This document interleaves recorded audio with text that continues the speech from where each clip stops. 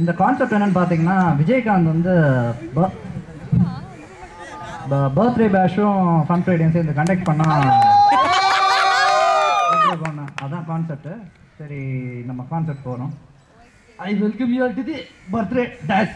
Captain அது டேஷ்னா கெட்ட வார்த்தை கேப்டன். டேஷ் இல்லை பேஷ். ஐ எம் சாரி தம்பி.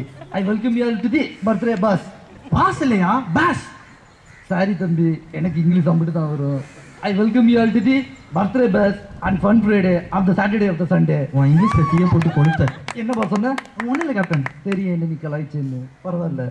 இப்போ நம்ம ஃபர்ஸ்ட் ப்ரோக்ராம் போவோம். First program I welcome you all to the kiss program. Yo அது குவிஸையா? நான் கிஸ்ன்னு சொன்ன உடனே மக்கள்லாம் குசி ஆயிட்டீங்க. ஐம் சாரி, அது குவிஸ் ப்ரோக்ராம். சரி நம்ம ப்ரோக்ராம் போவோம். ஃபர்ஸ்ட் கேள்வி, ஆசிம் கானை பிடிச்சது யாரு? ஏ விஜயகாந்த், பி விருச்சிகாந்த், சி லக்ஷ்மிகாந்த். தேவையில்லாம என்னையே இழுக்கிற நீ கண்டிப்பாடா உடனே பிடிச்சி இழுக்க இருந்தா ரைட்டு விடு.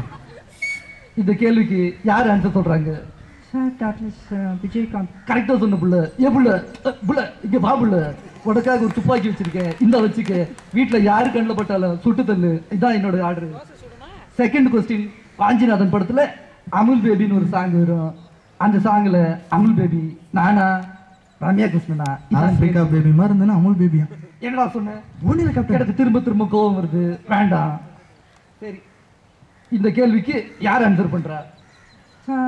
That is Vijayakanth. கரெக்டா சொன்ன குழந்தை. இந்த பாம்பு வச்சுக்க, வீட்டுக்கு போய் தூக்கி போட்டு விளையாடு.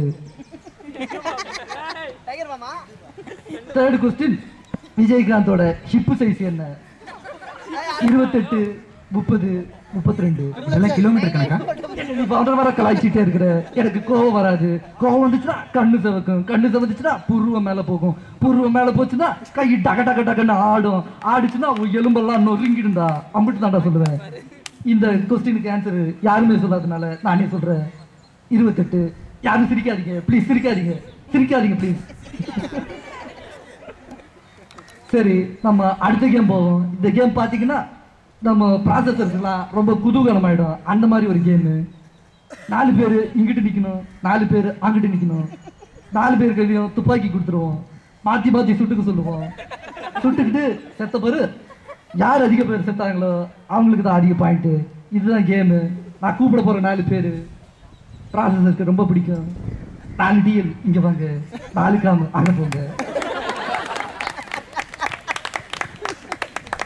இந்த கேம் முடிஞ்சு போச்சு. ரொம்ப என்ஜாய் பண்ணிருப்பீங்கன்னு நினைக்கிறேன். கடைசியா ஒரு கேம் போறோம். அது ஸ்டாண்டப் காமெடி.